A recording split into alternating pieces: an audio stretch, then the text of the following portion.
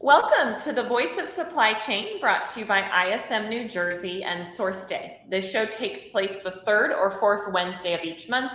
The purpose of our show is to tell stories of people in procurement and supply chain doing extraordinary things. I'm your host, Sarah Scudder. I run marketing for SourceDay. If you want to talk more about women in ERP or what's happening in the manufacturing world, feel free to shoot me a connect request on LinkedIn. You can follow my hashtags Women in ERP and Manufacturing Maven. Today, our guest is Donna, and we're going to jump right into our questions. But before I do so, I wanted to welcome everyone who's joining us from around the globe.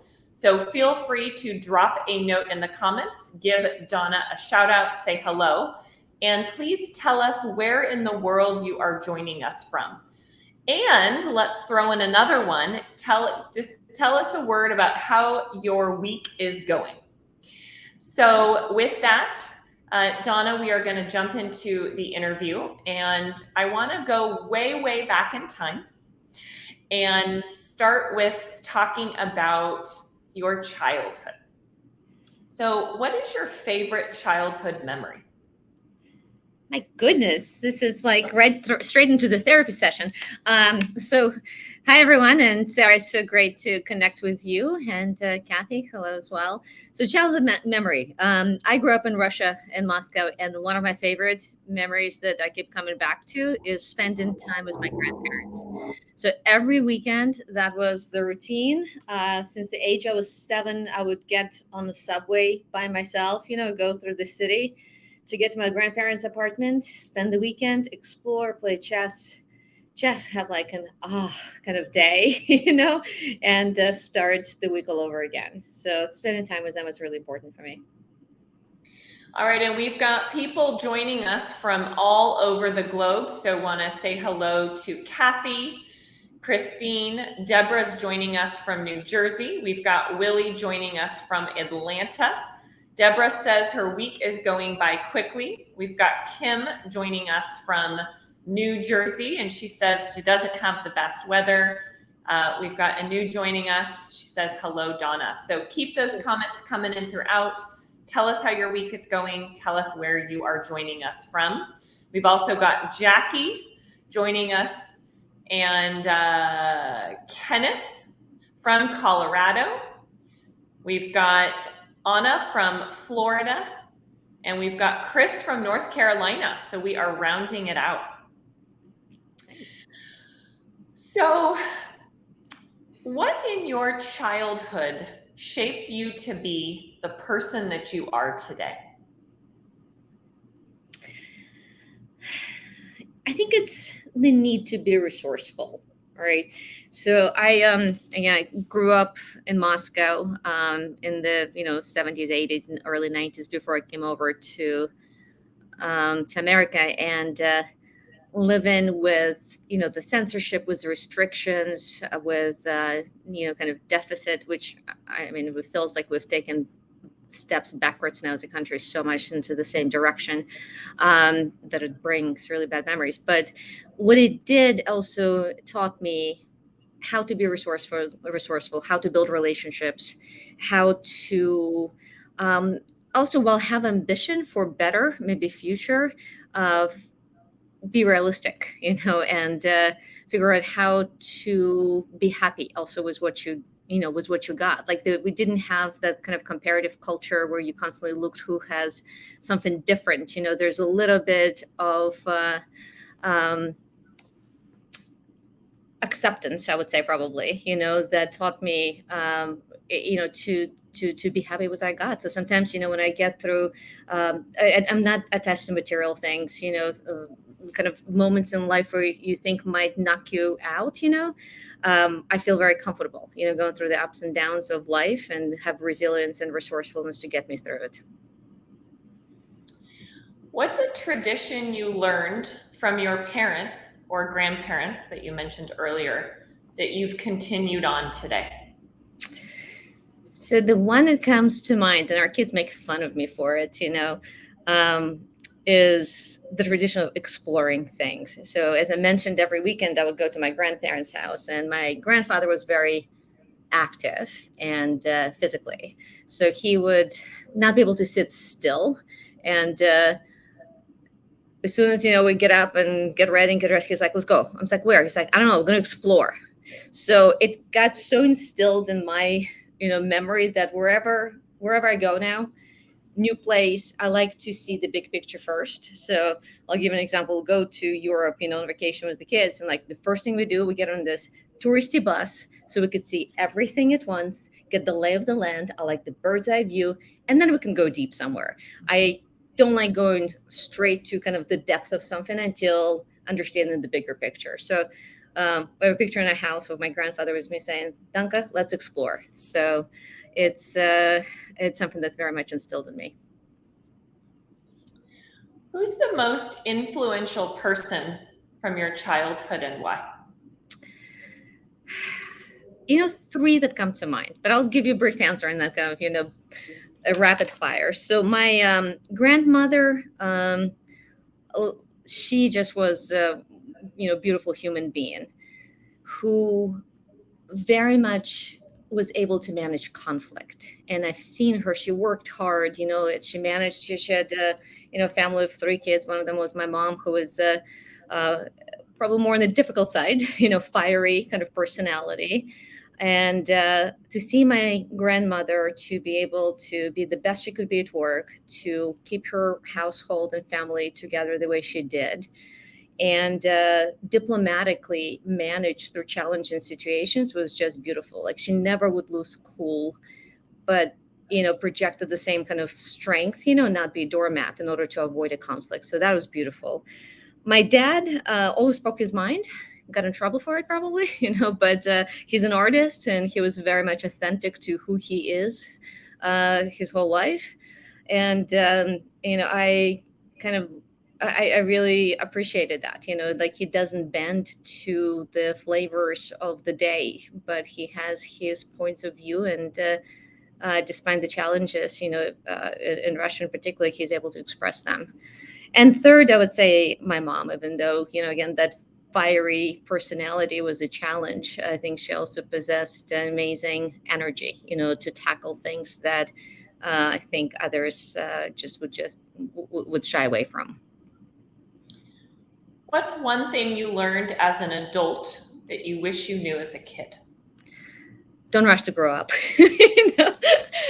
I am so much appreciating being in the present. And I feel the childhood and, seeing right now again in our kids, kind of that fear of growing up. I'm saying, don't rush it. Enjoy the process. Life is, yes, it might seem like it's going fast, but I think if you're in the moment and you're present and you're not looking constantly ahead, I think you just enjoy and will stretch the moment so much more. So after high school, you went to college and you decided to major in something not so common, not so traditional. Oh, well, that's a funny story. You're probably referring to my Japanese major. Okay. So I did the double major in economics and Japanese, and it's my life also has been a series of circumstances, right? And circumstances and door openers that I walked through, but I was lucky, to be presented with some of them. So the story was Japanese. When I was little, I was 6, 7 years old. My mom actually signed me up for a Chinese language school. So I studied Chinese for 10 years when I was in Russia. And I loved, the language, the history. And I, wanted to continue. I was able to read Communist Manifesto in Chinese, which I wasn't sure how applicable that would be in my life, but that's the text we had.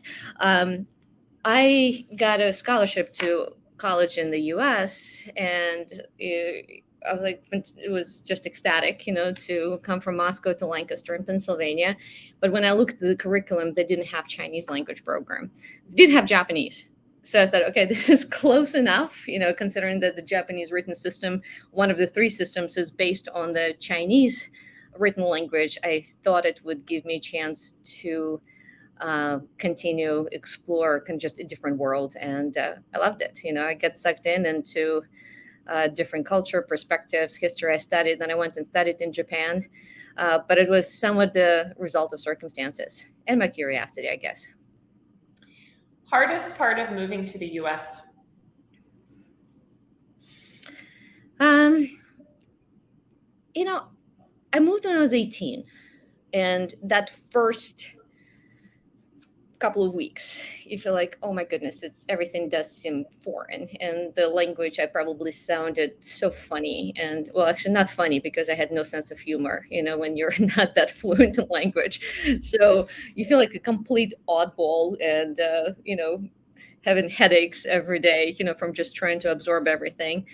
So that was hard. But at the same time, I was 18. So you're so flexible at that time that 2 weeks or 2 months is just a speck kind of in the lifespan, and you get used to the circumstances.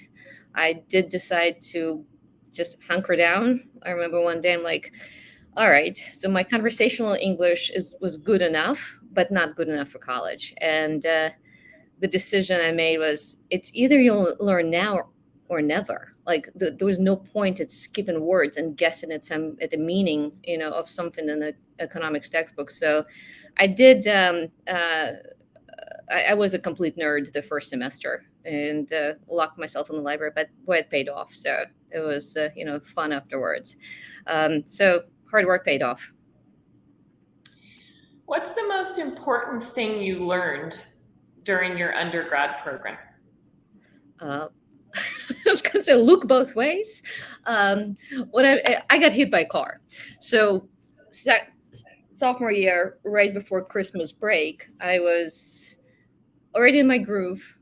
I just finished my exams. I was on the way to theater department where I worked part time, singing happy songs in my head on a sunny day, and wasn't paying attention. The next thing I woke up was on the road was ambulance and people like all over me, asking if I was okay. So I did spend almost a month, gosh, 3.5 weeks in a hospital, and had to go through rehab, to be able to walk again. But what I did learn at that time, incredible power of kind of community and the connection. I was alone. My family couldn't come and visit me because of the visa restrictions. But I literally had strangers coming over. And as much as I pride myself on, being cool, calm, and collected under whatever circumstances and resilient, I think it melted me. It just taught me the power of empathy and support. And it's something that might not have been academic, lesson learned, but really community kind of lesson learned. So I remind that myself, all the time, kind of, okay, don't forget to give, don't forget to give and care, about others, whether there is a response kind of on the other line or not. It feels incredibly powerful. So senior year, you're kind of figuring out what's next. What did you think you wanted to do after your undergraduate program? Well, a few things converged for me in the senior year in life. My first idealistic view of the world was that I would learn, Japanese English and Russian economics and bring the world, together and make it a better place. So, and I still believe every contribution matters, but reality also hit. My mom lost her job. I had to support her, so I was working like 30, 40 hours a week. In my senior year, I thought I was still in love with Japanese, cultural language, and I wanted to go to graduate school and continue to study it and see if it takes me further to some international, arena. I looked into what it would take to work at the United Nations, and or what it would take to be on Broadway. I love theater, and I've done that, throughout all my childhood and college. So it didn't help that my interests were so diverse. But then what I realized and the reality hit me in my face. If I wanted to stay in this country, I needed a paycheck. So that quickly kind of turned into like, all right, how am I able to get a job that will support me, continue to support my mom at the time, and still give me the kind of the learning and the satisfaction and fulfillment. And I applied to management development program. And that was a wonderful experience. I got hired by Cigna in Philadelphia at that time, offered 3 different rotational assignments in HR, IT, finance, and and procurement. So procurement was the first one, and I was procure what? That's how I stumbled into the profession, and why am I happy that I did?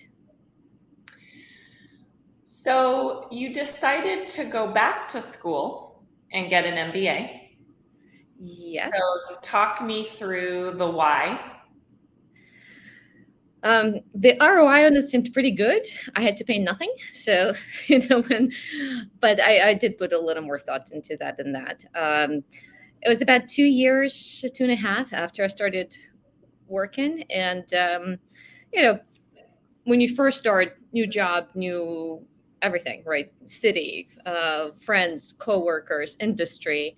There's a huge learning that growth kind of happens, and you're able to jump in, expand your brain, all the absorb everything, and then I'm like, all right, what's next? So it's a little bit probably bored, a lot curious, realized that maybe some accounting and finance classes that I could benefit from now in more mature stage, and also apply, what I learned right into reality of the day-to-day work. And I took on the MBA in the evenings. It was, again, at that time in your 20s was an easy task. It was either go to school 3 nights a week or go hang out with your friends or, do some other things.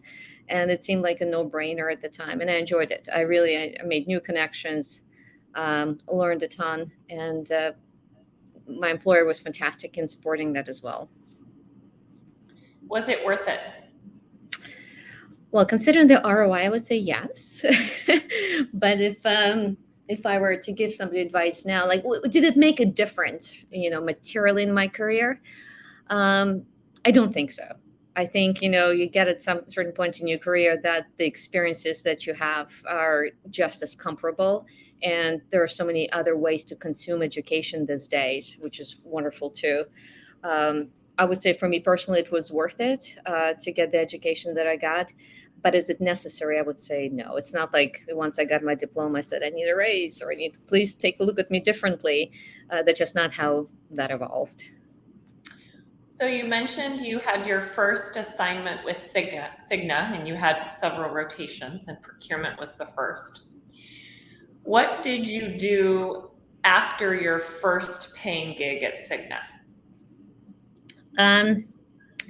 After Cigna, I wound up staying there for 10 years. I finished the program and I went back to procurement. It was going through this fascinating stage in the 90s where, it was transforming from being, the topic of being PO to topic of being how we talk to CFO, and, changing just the dynamics between what third parties can do for the business and really professionalizing procurement, function. I kind of just landed smack in the middle of that conversation and almost defining what transformation looks like, what procurement as a function could be. I loved being at the center of it. I love being able to learn, from the bird's eye view. I felt like you could have tentacles in any part of the business. So I went back to procurement. I love the external world. I love getting to know the suppliers. And it's like with every conversation, it opens up a new Pandora's box. And it kind of suited well to, I think, my just tendency to be, curious and creative and solution oriented. So I stayed and managed all kinds of, categories, and then evolved to relationship leader for several business units. And did some of the pretty, transformational deals. And that was that at Cigna. And then I joined Pfizer. So I went to Pfizer, which was such experience of a truly global, leader. And again, procurement was evolving further and further, and I got the front row seat, and actually kind of a co-pilot in some cases to transform the organization, transform supply relationships. Got involved in business development work, and that actually landed me the next gig of taking one of the business units of Pfizer animal health business into it through an IPO, a new company, and had the chance to set up procurement from scratch there, which was fascinating, and real estate and travel and other corporate services. So it kind of expanded my horizon. Definitely stretched as well. I always said like 1 year at Zoetis was like 7 dog years. So it was quite on par, for the task. So you mentioned the word transformation a few times. What does that mean to you as it relates to procurement? I would say even in general, when I think of transformation, it's something that you assess where you are today, but more importantly, you set the goal for where you want to be, right? When we are like on a personal transformational journey, it's not a gradual kind of evolution, but most importantly, what's the vision that you have, for you, for the organization, for the function, that is ambitious, that's ambitious in what it can achieve, and also ambitious in kind of the level of challenge. Like, what's the size of the challenge, and it has to correspond also to the size of the prize. So for me, that's kind of what transformation is. It's something that is beyond of what we could, easily reach today, but will have a meaningful material impact. And it's an ability to reimagine the function, and reimagine how it's delivered, how it's perceived, and expect the results commensurate with it. How should one go about tackling a transformation? That seems very overwhelming, and seems like it would be hard to manage the change management piece at a lot of organizations. It is indeed. It is indeed. It's probably the most important piece. I have this framework, that I use called Case for Change, because transformation is change, and change usually represents that degree of, either fear or anxiety, associated with it, but it has to have a prize. So the Case for Change framework is what problem, we're trying to solve, or what's the size of the prize, and who's going to benefit from it, right? So defining those kind of 3 components: the size of the prize, the challenges, and the key players in it and what's in it for them is fundamental, and then staying on message to make sure that you also, and be realistic what it takes, to really do the work, to do it consistently, the level of repetition probably in order to form habits, the level of perception challenge you need to overcome, which I think procurement has a lot. It is a daunting task, and I don't think transformations are, it's interesting because they do take time. It's not something you can get in a year, forget it, right? But if you take too long, kind of making a never ending story, then it's like not that exciting either. And it's actually, you have to show the wins along the way, and then reset maybe the bar as well. But managing the momentum and the energy, necessary to do so is so important. It's a little bit of an art, right? Not too short, not too soon, and then reset the baseline. So have you identified any key takeaways in regards to change management and how to actually get buy-in from stakeholders? So the lesson I learned, personally, and I've seen it kind of play out over and over.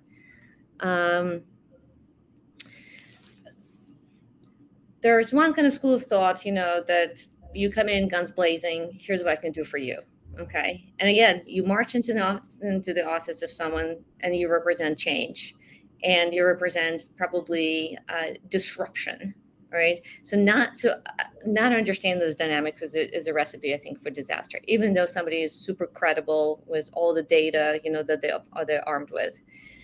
doing it a little too cautiously, kind of like let me earn my seat at the table too carefully, underplay some things, is not as effective either. So I think it's something in the middle that I, you know, for my teams throughout the years, I said, think of what's your unique value proposition that you're able to add to the person that you're interacting with, to your stakeholder. And then, most importantly, align on their interests. Understand them, uncover them, understand them, and align. Um, we often make assumptions, for what people we think they want, like, or where the goals are, and we're often wrong. So asking the right questions for what's really important to the people and aligning on their interests, like in any negotiation, right before you go to positions, is super critical for any, I think, change management efforts. So um, understand those, and then show how you can help them get there. What about from a budgeting perspective? I've worked with organizations before that will be doing a large transformation initiative. Budget gets cut. First thing that gets cut is the change management piece. Oh, yeah, that's not good. So, because that's going to undermine everything else. So, it's not that fluffy communication, whatever people assume change management to be. Change management is so fundamental. It's the hearts and minds and souls, that take to move the needle on change. Um, there's, there's no amount of procedures and new systems that will make a difference. It's really that energy and alignment. So I would say advocate for that. So when you see the budget being changed, it's like, no, it needs to happen. So it's just that critical. So one of the other things you mentioned is that you have been in somewhat of a startup role in procurement, and that you've built out a sourcing procurement team from the ground up. And I think a lot of our listeners can probably relate to that, being at on a new team, or actually being in a similar position. So would love to have you share some thoughts and insights about how you tackled that, and maybe some key takeaways that people could learn from you about when everything's new, what to prioritize. Well, first of all, I'd say it's a gift. Okay, if you get a chance to build something, new and from scratch, it's not often in our careers that we get a chance to do that, right? If you think of probably most of our career paths, we step into existing situation with existing teams, somebody else's agenda and strategy. So if you are fortunate to be able to do something from scratch, it's amazing. So what I would say, again, start with what's the vision, right? That's kind of the guiding principle of everything that the function will do. How will it show up? Because I think sometimes, I say, vision in terms of really good, impactful words, but you got to be able to translate it into, how would I know that I'm there? What are the indicators that tell me that I'm there? Then think about, what do I need to get there? Is it the types of skill, capacity, support? And there's so many options for any one of those things that I just mentioned, right? So don't limit yourself in that. And then think of what, so you're prepared. What could go wrong, right? What have I not thought about? You're not going to be able to predict it all, but be prepared, that circumstances will change, leadership will change, market dynamics will change. So, and while we can't be prepared for everything, know that something will definitely change. So what's the governance, the principles, the framework that you have in order to still stay on track, or pivot as necessary, and test, is the vision still the right one for us? Are the key indicators still the right one? So I like kind of that iterative process that also gives you a chance to remind yourself of, yes, I'm still going on the right track, otherwise you could go really, really strong in one direction and the world's changed all around you, it's not gonna be as helpful. And then get yourself the really, really good people. I think it's so important, the trust, the dynamics, the culture that you can create, just don't underestimate the importance of that. It's the multiplier. I think it gives the multiplier effect for anything, either positive or negative, right? Because it could be, if not done right, suck up so much energy, create, so many unhealthy relationships. So focus on the people and the culture and create the environment that gives you that multiplier. How have you found top talent?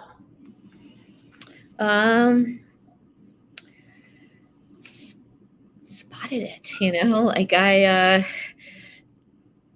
I've hired people in the roles that they might not have traditionally done, but they have some of those intrinsic qualities, right? I look for people, first and foremost, learning agility, the growth mindset. Is so important. So somebody who has a growth mindset, that's a must for any of the organizations that I've ever worked for. Again, to the point that the world is dynamic, and it takes for us to be successful leaders, and especially in procurement space, the curiosity and learning. So growth mindset, key.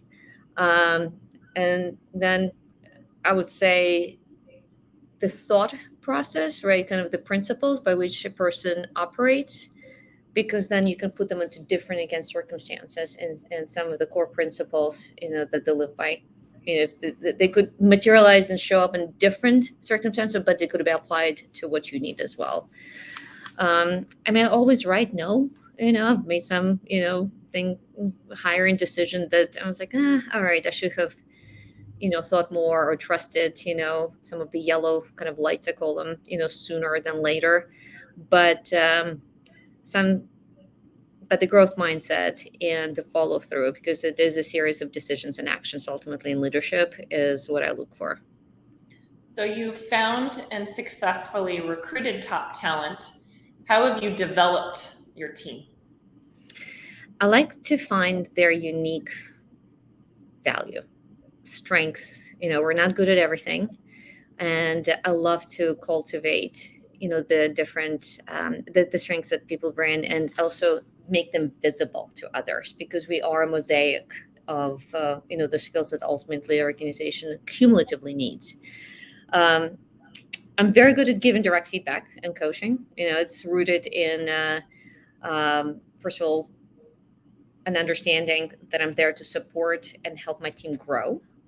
And that comes with candor, direct feedback and support also. So in terms of the cultivating the talent, I do believe in coaching very much. I believe in the immediate, frequent feedback and opportunities to stretch. That's when we're most uncomfortable. That's when we grow. So let's go right in there. Yes, let's go into the circumstance. So otherwise, you're just in a repeat loop, of doing what you're doing, and get stuck. And again, even if you're just doing what you're doing, you're behind. But putting people into circumstances that they are uncomfortable in is something that I think has been very successful for growth. Thoughts on remote work? It's it's definitely a topic, right, of a conversation for any organization those days. I'll tell you, I think about 3 dimensions, right, of kind of organizational dynamic in the company that I'm leading right now. How do we create the right culture? How do we create the right kind of connectedness and collaboration? And how do we support our customers in the way that they find effective? And then there's a 4th dimension, is what's right for colleagues in order to be most effective and productive. I think the last 2 years obviously demonstrated that we could just, flip the switch and be remote. Great, mission accomplished. Now it's the matter of picking up the pieces of what we've lost by doing that 100%. And I think the degree of human interaction that is still necessary in the business. Again, it doesn't take away from the effectiveness, of a structured meeting or a quick, phone call or video call. But I still find it valuable, for building connections, for building relationships, and for a certain type of collaborative, moments. I call it, Chain IQ here, kind of flexibility with a purpose. I want to make sure that our team has the flexibility, to be able to manage our integrated lives, and work. But we have to be purposeful when we are together to make the most of it. So you're a CEO now, and I want to transition and talk a little bit about that because that's a pretty big shift from procurement. But I want to close out the kind of the talent discussion in procurement and focus on what do you think are the most important things that somebody who's in a procurement role today that wants to advance in their career up the ladder in procurement or supply chain, what skills and things should they be focused on learning and doing to get to that next step? Gosh, such a broad question, right? Depending kind of where you are. Look, they're at a high level. Because you have the whole kind of competency matrix and all of that companies, I'm sure, have and can follow through in terms of what you need functionally to know and to master, right? So I'm not going to cover that, but to be an effective procurement leader, I think you got to be curious. You got to be, because that's what I'm we all see just around us, the dynamic with which the business changes, is so fast. And you cannot stay stale. And the only way to do it, if you really understand sometimes the why, which gets me then to building the relationship with the business, with your key stakeholders, why they want to do something or not want to do something. So get curious and understand, to uncover the objectives, the hidden agendas, the personal agendas, the interests, all of that. Get caring about it because you want for them to care that you want to solve their problems, and then get creative, right? And creative comes in terms of you could follow the procurement process and master the 7 steps, 5 steps, whatever. But I would say we have so many more tools in our box right now as procurement professionals. So figuring out which one to use, what's the right hammer or screwdriver, or glue, is really the skill that's needed. It's figuring out the right solution, versus just hammering it out, through the standard operating procedure. How important is technology in procurement today? It could be such a great enabler, I should say. So, I mean, the amount of data that, like I have my wish list of like, ooh, if I could only do this, and I know that humanly is not possible. So I have high aspiration for technology and expectation for it. And I would embrace, the technology that helps us procurement professionals make better, faster decisions, right? Ultimately, if we could get to the better outcome and get there faster, will be great, right? It's confidence. You want to get to something with more confidence, and I think technology can help you do that. That's kind of the market insights, market data piece, which I think is critical. And then, the efficiency, the simpler way of doing business. If we could not, crack that nut, would be amazing. I think there's a lot of effort and a lot of money being thrown into it. I think human assist is still important. There's just no substitute, I think, for the human interpretation of something. But technology could be huge, could take a huge chunk of the work, that just does not need to be done by humans anymore. So you've transitioned now into running a tech company. So why did you want to become a CEO? It's I always looked at whatever I'm doing holistically, meaning even within procurement, right? You're solving a problem, and you can look at anything from a 360 view, right? And I think when you do that, you're even more effective at solving, that discrete, the discrete situation. So what a better place to do so from the CEO position. So I figured I like the bird's view, but you also have a chance to influence so much more, right? To drive both the sales, the operation, the customer engagement, the culture. So it's always been on my radar, to be in a role that's kind of commercial role in nature that drives, the business direction, the business growth, and in essence lets me do to be in the field that I love and to do it at scale. So when I think about what I get to do in this role is, and I'm leading right now America's region for a company called ChainIQ, which is a full sourcing services company, where we have the humans and technology and solve problems for our customers at all different levels of maturity. But I get to grow the business, deliver the services, create the culture, right? And it's really just energizing, and I'm growing a ton, so I love it. So you were running sourcing for an organization. How did you get selected, or how tell me about the transition process of how you transitioned from being a sourcing practitioner into becoming a CEO, because that's a pretty big jump. Yeah.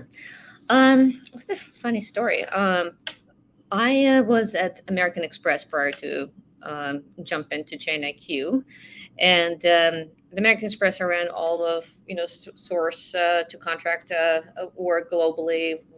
Transformed the organization, and also got tapped to explore a role that's called strategic partnerships, which gets to that 360 kind of relational view and accountability for a number of large partners like Hilton, Microsoft, others, that has a commercial element to it. Then COVID happened, the world kind of has changed. And as I was talking to a recruiter about like, what are they seeing in the market? And as I was exploring other opportunities, the recruiter mentions like, by the way, there's this company, but they're looking for the CEO of Americas, and they do procurement, full procurement outsourcing services. I'm like, wait, this is what I'm talking about. So I was like, put me in. This is the one. Like I've been getting ready for this opportunity. So I would say it was a bit circumstantial, as again, my curiosity got me to that level of discussion. And he said, well, I have to put together the slate tonight. I was like, I'm ready. So I could put it together. I can articulate, I've done my research very, quickly, and it's an exploratory conversation anyway. Let's go. So the more I got to know the company, the ambition, the vision, and just the growth potential, I was like, now I really want this. Now I really think this could be a great fit, both for me to learn and contribute. So how long have you been the CEO? About a year and a half. So I joined in August of 2020. Hardest part of being a new CEO? Gosh, there's just so much to do. It's so everything, like from when to reopen the office and what kind of guidelines and procedures to put, to figuring out the customer issue, to talent, to growth, to renovations in the office and what carpet to pick. So you got to really figure out what to focus on, where you make the most impact, and where to empower your team to do the rest, and keep the tabs on on it the right way to provide support and direction. But the strategic focus is probably the most important thing, and then people and talent, absolutely fundamental to be successful in this role. So I've heard you mention a couple times your focus in prioritizing the customer. Mm. How are you leveraging customer insights to drive your strategy? I mean, we exist for the purpose of the customer. So listening to, I love talking to the customers and really getting to feel, their pain, what they're missing. So they really give me the insight on kind of where we need to make the investment in the solution. If we just invent it in our own black box, I think it will be, absolutely deprived of that, relevancy. So staying relevant, to the issues of the customers, and being able to aggregate it across again different level of maturities of the customers, that kind of where they are in their journey, has been an incredible input, I think, into our solution and the talent that we need, the focus that we need. So I think it's the most important conversation. How do you innovate? I think it starts again. Imagine if, So imagine if we could do this. If we could solve this problem for you, would that be, something valuable? So having, I think the courage sometimes to go into the unknown, know that you might have, the 70% of something that's absolutely core and is going to work, and then partnering with the customer or internally, experimenting with what could be in order to get it to the successful outcome. But it takes, I think, a bit of let's hold our hands and make it work, and commitment to make it work with the unknowns that might be along the way. One of the questions I get asked a fair amount is, how do you market to people in procurement? Mm. I'm curious what your strategy has been around that, since people in procurement get sold to and hounded day after day after day. Yeah. So it's a slightly different sale to procurement, I would say, right? So I've been, most of our company staff is practitioners, right, who have been on, the procurement in-house side. And I've been sold, plenty of times as well. And usually you're kind of the gatekeeper, which I hate kind of as a word, you really should be the gateway to value versus the gatekeeper, but just the sheer number of outreach that you get, makes you kind of filter through things very quickly, right? So, but in this case, we're selling to procurement to make them heroes, right? So it's a sale where it says you need to have an effective, you want to have world-class outcome, but you not necessarily need to be world-class yourself. So let's figure out how to get you the right outcome, with the right partnership on the inside, which does include procurement and business and finance and suppliers as well. And but it's you're selling to procurement to make them successful, with a degree of change, though, that was definitely change that comes to them as well. Which is, I think, is a little different, because usually procurement kind of screens out suppliers on behalf of their customers. So the filtering might be a little bit different. This one might be like, whoa, are you outsourcing my job? It's a little bit self-preservation. So that's why I'm like, no, my job is to make you successful. Let's be really clear about that, and make the function sing, versus selling something else. So just to make that point. What problem does your company solve? It is getting to that outcome that companies want, that vision of service transformation, but the challenge of getting there, we could accelerate it. It depends where companies are, right? And there are some clients I talk to that have very basic procurement, function, and probably something I've seen 10, 20 years ago, and haven't had a chance to really lift up their heads, or maybe grew too fast, to be able to put a professional procurement function in place, so we could quickly, plug and play and deliver a pretty significant ROI. For other organizations that maybe grew by acquisitions, and layered upon layered of different cultures and different processes, again, might want to embark on transformation, but it's hard sometimes to do from the inside. So partnering with us to deliver, create a different operating model, that is more seamless, that gives you access to the most relevant market insights, give you access to our, subject matter experts that are available, on demand on a consistent basis. And we would sign up for the outcomes as well, so there is a degree of kind of guarantee of the results, could accelerate that journey as well.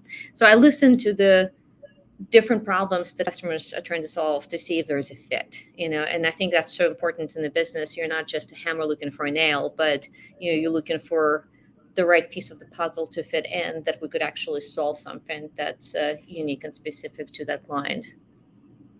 You mentioned you pay attention and really focus on what your customers are saying and looking at the data. What not so obvious trends Hmm. are you noticing in procurement? Um, so the not so obvious, this is interesting, right?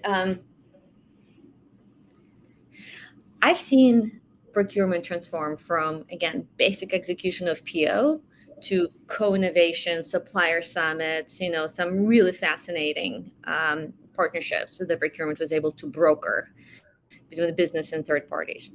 And like transparent, trusted relationships. And that just makes me like personally really happy because I think that's the way to kind of to do that, to accomplish, goals beyond just obvious, P&L impact. What I am noticing, interestingly, in certain sectors, financial services in particular, the regulatory environment, which is there for a reason of to protect consumers and key constituencies, is unintentionally stifling some of the transparency and common sense. That enforces the processes and that are interpreted to the level that actually stifle the procurement innovation and puts us back to executing the process. We're forgetting kind of what the purpose and putting procedure over purpose versus the other way around. So I'm seeing that and I'm observing it cautiously, kind of as a like, okay, let's don't forget the intent, of this, because procurement as a function has evolved so far. And if anything, I'd love to take it, more broadly and apply kind of all this, great accomplishments that procurement function, professionals have made. But sometimes the regulatory hammer produces unintended consequences for, what procurement can do. What have you seen as the best structure for procurement organizations? It depends, and so there's certain layers that I think are critical, but it depends on the size of the organization, that some smaller organizations might not be able to afford, the business relationship, category strategy, market intelligence, and sourcing execution, those kind of key elements function, that could drive results. Some mid-size might be able to do somewhat combo of those. But I think what's critical is that the procurement does not forget kind of the why, like why we're there. So regardless of the structure, like you're there to enable the business, drive the value, so align on those things. Whether like you could give somebody the title of business relationship manager or category manager, like whatever, but remember that alignment on the what's best, kind of what's the right thing for the business at an enterprise level is defined first and foremost. The rest of it is the tools. As I said, we have so many different tools in our, in our pocket how to do it, and then you look for most efficiency and impact. I'd be curious sometime to hold a procurement or supply chain renaming strategy session. Renaming. I've often thought that we need a new, better name. Oh, we've gone through that. Over my career, worldwide procurement, global sourcing, strategic sourcing, procurement and operations. I do think there is a little bit of a maybe perception, issue that procurement has had for a long time, right? And I mentioned even like the perception of being a gatekeeper versus a gateway. I don't know, the name might help, but I think it's the actions, and behaviors that really make the difference. So. What are you most excited about this year? I am excited for our company's growing, and with the growth comes new challenges, but also opportunities. With growth, you can invest more, you could perfect more, you can innovate more. And, that's a wonderful kind of the flywheel, that keeps going and it gives back then to customers and then grow more. And I love that. It's a change also in culture, right? Whenever you add a certain number of people into the organization, the kind of tips the balance, of different cultures. I think it's could be a challenge and an opportunity as well, to create kind of the right mix. So we have 5 minutes left. I want to close out. I'm going to do my Spitfire 5 questions. So you'll answer with the first word or phrase that comes to mind for each. Accomplishment you are most proud of. Now. Here and now. Quality you admire most in yourself. Resilience. You said one word, right? One word or phrase. Oh, phrase. Cool, calm, and collected. What's your dream? It's now. And what I mean by this, not what I'm doing right this moment, but being present. I actually really, this might be an extended kind of answer here, but I think chasing a dream is not, it could be fleeting, but I love the process. So I want to be present and enjoy whatever it is that I'm doing. Biggest pet peeve? People who are not present and not listening. Favorite thing to do in your downtime? Oh, that's a guilty pleasure. Do I have to? I want to say working out, but no. I'll binge on something, on a show that I will secretly hold. I will hold it secret from my family until they discover it by watching, by seeing that, oh, what's on Netflix that someone was watching. So a binge show that you'd like to recommend? Oh, recommend? Something you've seen that you just absolutely love. Gosh, the one that I'm rewatching, actually, Mad Men, in shock, just to see how far, just how women were treated, and thank God how far we came. I was like, wait, that was normal. But I love the creative process. So that's the one I'm rewatching. And then I'm guilty pleasure on Inventing Anna. So in a bad Russian accent. Well, Donna, I want to thank you very much for coming on our Voice of Supply Chain show. For those that are interested in learning more about her and her company, please find Donna and her team on LinkedIn. You can also check out their website. I've known Donna for a couple of years now, a great resource leader, very open and friendly. So do not hesitate to reach out to her on LinkedIn. And our next show is going to be April 20th at 2 p.m. Eastern Time. So looking forward to seeing you back again next month on LinkedIn. Great. Thanks, Sam.